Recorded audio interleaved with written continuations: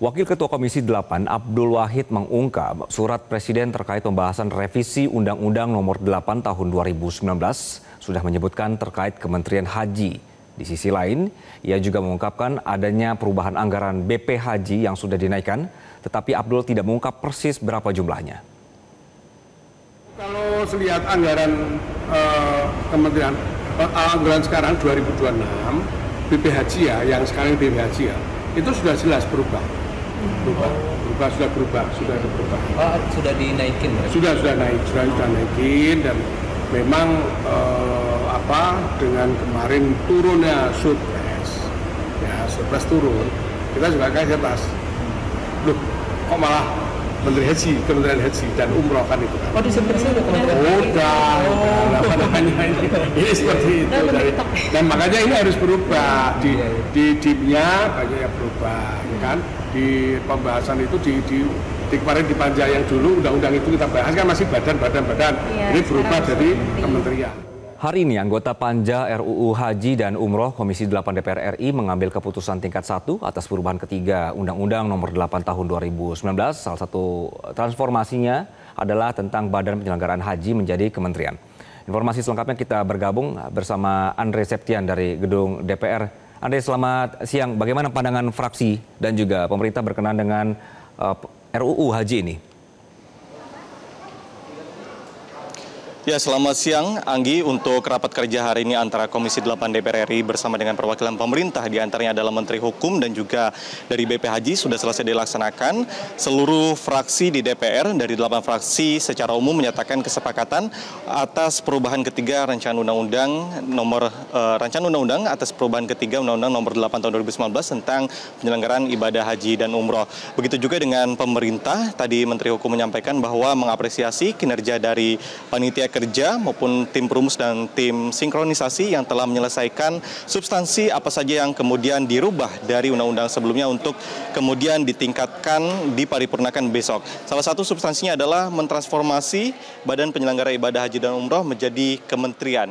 Dan untuk informasi selengkapnya, Anggi, saya akan mengajak Anda, kita akan mewawancara langsung Ketua Komisi 8 DPR RI dan juga anggota Panja dengan Pak Marwan Dasopang. Selamat siang, Pak. Siang, terima kasih. Pak Marwan, jadi selain substansi transformasi BP Haji ke kementerian, apalagi Pak yang memang akhirnya krusial untuk segera disahkan menjadi undang-undang pada paripurna besok? Saya kira hanya pelayanan ya, mempercepat dan jaminan keadilan untuk jamaah haji Indonesia. Kepastian itu yang kita tuangkan. Umpamanya memastikan tidak ada jamaah yang tiba-tiba naik dari urut belakang ke depan, itu kita pagari. Saya kira poin-poin seperti itu saja. Tapi yang perlu bagi Komisi 8 setelah kita menyepakati nomenklatur ini dari badan menjadi kementerian, besok akan diputuskan di paripurna mudah-mudahan, tentu akan ada kebijakan yang perlu segera dilakukan oleh pemerintah, Bapak Presiden. Karena badan menjadi kementerian, tentu itu nomenklatur baru. Apakah itu lewat perpres atau lewat keputusan presiden yang lain. Karena itu kita berharap segera dilakukan supaya undang-undang ini bisa dilaksanakan. Kalau tidak dilaksanakan sekarang yang ada badan. Kalau undang-undangnya sudah kementerian, tidak ada perubahan nomenklatur di kebijakan presiden, maka undang-undang ini sulit juga dilaksanakan. Kami berharap kepada Bapak Presiden segera merubah badan menjadi kementerian. Yang kedua, ada beberapa pasal yang perlu penjelasan berupa keputusan Presiden, Kepres, di dalam pasal-pasal itu. Karena itu dibutuhkan nanti penjelasan yang lebih cepat untuk diproses oleh Sekretariat Negara. Pak, berbicara mengenai transformasi menjadi kementerian, tentunya anggaran juga akan meningkat. Sudah adakah pembahasan anggaran soal ini, Pak? Oh belum, anggaran belum. Selain transformasi kelembagaan, ada perubahan yang mendasar. Seluruh proses perhajian yang terkait dengan pelayanan terhadap jamaah itu dilakukan satu atap berada di Kementerian Haji dan Umroh. Umpamanya kesehatan. Kesehatan itu ada di Kementerian Haji. Soal teknis pelayanan nanti berkoordinasi dengan Kementerian Kesehatan itu pelaksanaan di lapangan. Tapi seluruh urusan haji baik kesehatan, baik kebutuhan lain-lain, itu semuanya ada di satu atap. Maka karena itu anggaran yang ada selama ini di Menteri Kesehatan itu akan berpindah menjadi di Kementerian Haji. Oke, jadi semua satu atap ya mengenai anggaran ke depannya. Pak, kemudian mengenai substansi-substansi lainnya Pak, ini kan sempat ada perdebatan mengenai umur calon jemaah haji, kemudian tentang PTDH, petugas, kemudian juga tentang kuota. Bisa disampaikan Pak satu persatu? Ya, tentang umur tadinya ada dua pandangan. Apakah umur itu berangkat atau umur itu mendaftar? Ada yang mengusulkan berangkat haji ini sudah akil balik. Akil balik ini kan nggak bisa ditentukan. Ada yang 9 tahun, ada yang 13 tahun, ada 12 tahun. Tapi ada kesepakatan, ayo 13 tahun. 13 tahun untuk berangkat. Tapi nggak logik.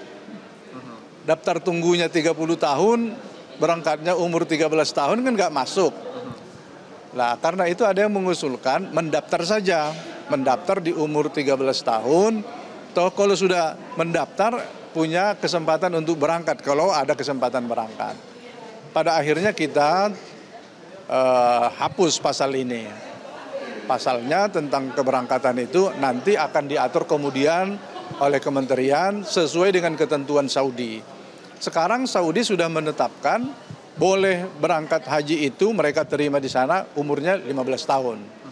Tapi kan kalau kita tuangkan dalam undang-undang itu agak rumit karena Saudi juga kebijakannya berubah-ubah. Karena itu nanti kita sepakati diatur oleh menteri tentang itu. Kemudian Singkat saja Pak penegasan tentang kuota. Kuota yang mana maksudnya? Pembagian kuota haji. Ya tetap seperti biasa. Jadi kita putuskan tetap sebagaimana undang-undang yang lalu 8% untuk haji khusus, kemudian 92% untuk reguler. Tapi kita ada klausul yang kita buat jalan keluar. Bila ada kuota tambahan yang cukup besar, yang tidak bisa diakomodir di dalam pembiayaan atau nilai manfaat, nanti kita bicarakan sekuat apa kemampuan keuangan haji ini untuk mengcover keberangkatan itu. Nanti diputuskan di Komisi 8. Oke. Kondisional berarti Pak ya untuk kuota tambahan catatannya, tapi untuk kuota yang diberikan saklek 98%. Ya. Oke, terima kasih untuk Ketua Komisi 8 untuk waktunya Pak Marwan Dasapang dan konfirmasinya. Dan itulah Anggi bagaimana rapat kerja hari ini antara Komisi 8 DPR RI bersama dengan perwakilan pemerintah tentang perubahan ketiga atas Undang-Undang Nomor 8 Tahun 2019 tentang penyelenggaraan ibadah haji dan umroh. Kita tunggu apakah memang sudah selesai. Tadi kalau dikatakan masih ada turunan yang harus dibahas per pasalnya, maka kita akan lihat besok apakah di rapat paripurna tanggal 26 Agustus hari Selasa akan segera disahkan menjadi undang-undang. Untuk seterusnya juga dari Kesekretariatan Negara akan merubah atau membuat undang-undang baru tentang Kementerian Haji dan Umroh agar seluruh proses penyelenggaraan ibadah haji untuk tahun 2026 bisa berjalan dengan baik dan juga lancar tanpa catatan. Untuk sementara demikian, Anggi, saya kembalikan ke Anda di studio. Andre Septian, terima kasih atas laporan Anda. Jelajahi cara baru mendapatkan informasi. Download Metro TV Extend sekarang.